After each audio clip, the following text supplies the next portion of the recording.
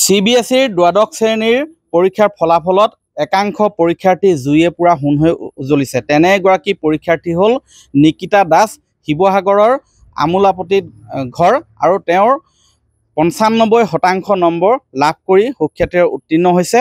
তেওঁৰ বিশেষকৈ জুইয়ে পুৰা হুন বুলি এই কাৰণেই কৈছোঁ কাৰণ তেওঁ অতি আৰ্থিকভাৱে দৰিদ্ৰ পৰিয়ালৰ এগৰাকী সন্তান, কিন্তু সেই সকলো বাধা নেওচি তেওঁ অতিক্ৰমি গৈছে। তেওঁৰ দেউতাক বিজয় কুমাৰ দাস তেওঁৰ একেবাৰে সৰু হৈ থকা অৱস্থাতেই স্বৰ্গগামী হৈছিলে, কিন্তু তাৰ পিছত তেওঁৰ মাতৃ কাকলি দাসে এখন দোকানত কাম কৰি তেওঁক যেনে তেনে আগুৱাই নিছে আৰু বৰ্তমান তেওঁৰ সন্তান কাকলি দাসৰ সন্তান নিকিতা দাসে সুখ্যাতিৰে উত্তীৰ্ণ হ'বলৈ সক্ষম হৈছে। মই পোনে পোনে তেওঁৰ ভাষ্য ল'ম। পোনপ্ৰথমে তোমাক অভিনন্দন জনাইছোঁ। ধন্যবাদ ধন্যবাদ। মোৰ কিমান শতাংশ লাভ কৰিলা আৰু কোন কোন বিষয়ত কিমান নম্বৰ? 95% পাইছোঁ মই, আৰু ছাবজেক্টৰ মাৰ্কছ হৈছে ইকনমিক্সত 95, ইংলিছত 91, হিষ্ট্ৰীত 93, জিঅ'গ্ৰাফীত 94, লাইব্ৰেৰী ছায়েন্সত 96 আৰু আৰ্টত 97। হয়, কোন স্কুলৰ পৰা? জৱাহৰ নবোদয় বিদ্যালয়, শিৱসাগৰৰ পৰা। তুমি এই ফলাফল লাভ কৰি বৰ্তমান খুবেই ভাল লাগিছে, আমিও জানিছোঁ। তথাপিতো তোমাৰ মুখে শুনিব বিচাৰিছোঁ, কেনেকুৱা লাগিছে? বহুত বেছি আনন্দিত হৈছোঁ। মই ইমানখিনি ভবা নাছিলোঁ পাম বুলি, পালোঁ। আৰু তাৰপিছত সকলো মোৰ যিখিনি কষ্ট ফল মাক দিব বিচাৰিম তো মায়ে ইমান কষ্ট কৰিলে, মোক সৰুৰ পৰা ইমানখিনি ডাঙৰ কৰিলে, আৰু জৱাহৰ নবোদয় বিদ্যালয় শিক্ষক শিক্ষয়িত্ৰীসকল সকলোকে বহুত ধন্যবাদ দিব বিচাৰিম। তেওঁলোকেও বহুত কষ্ট কৰিলে আমাৰ বাবে। তাত আমি হোষ্টেলত থাকোঁ, যিহেতু তাতে পঢ়িবলগীয়া হয়। তাতে নিয়ম চব নিয়মতে চলে, আৰু ৰাতিপুৱাৰ পৰা একদম ৰাতি হোৱালৈকে। তো তাতে যিখিনি নিয়মৰ মতে তাত আমাৰ ছুপাৰভাইজ ষ্টাডি থাকে, তাৰপিছত ৰেমিডিয়েল চব সকলো নিয়মতে যেনেকৈ নবোদয় শিকোৱা হয় আৰু তেনেকৈ পঢ়ি গৈছিলোঁ। ছাৰহঁতে যেনেকৈ আমাক গাইড কৰি গৈছিল, আৰু মা মুখখন দেখি আৰু পঢ়িছিলোঁ, কষ্ট কৰিছিলোঁ। আৰু ইমান কষ্ট কৰিলে মায়ে। মাৰ মুখখন মনত পেলাই হয়। আগলৈ কি হোৱাৰ তুমি বান্ধি?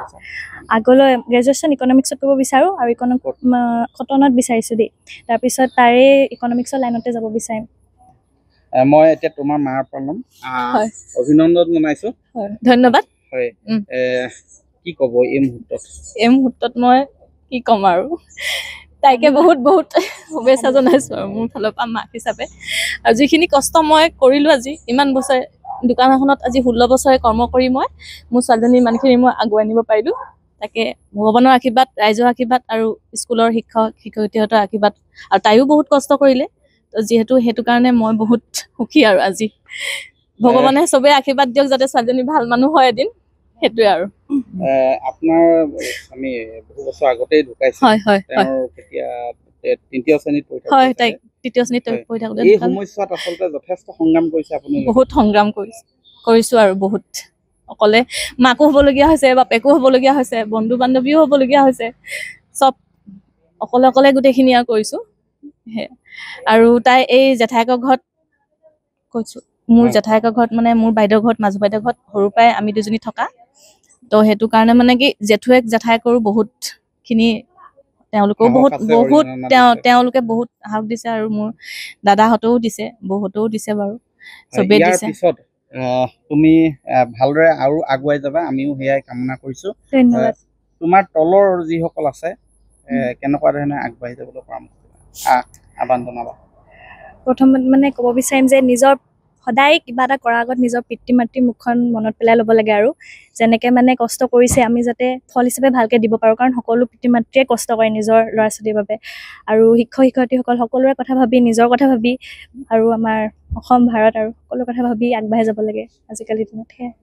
অভিনন্দন জনালোঁ। আৰু এয়া আছিলে নিকিতা দাস, 95% নম্বৰ লৈ তেওঁ উত্তীৰ্ণ হৈছে। আৰু বহুতৰ বাবে এইগৰাকী মাতৃ কাকলি দাস আৰু তেওঁৰ সন্তান নিকিতা দাস আদৰ অনুপ্ৰেৰণাৰ থল হৈ ৰওক। বহু যথেষ্ট কষ্ট কৰি এইখিনিলৈকে আগুৱাই আহিছে, আৰু ইয়াকে লৈ বৰ্তমান তেওঁলোকে আনন্দ প্ৰকাশ কৰিছে, আৱেগৰ চকুলো নিগৰিছে। আৰু এই ধৰণেই আৰু তেওঁ আগবাঢ়ি যাওক, আমিও তাকে কামনা কৰিছোঁ। আপুনি বিচৰা বাতৰি পাব কেৱল নিউজ 18 এপত। নিউজ 18 এপ ডাউনলোড কৰিবলৈ স্ক্যান কৰক এই QR code. Google Play Store তো পাব এই নিউজ 18 এপ।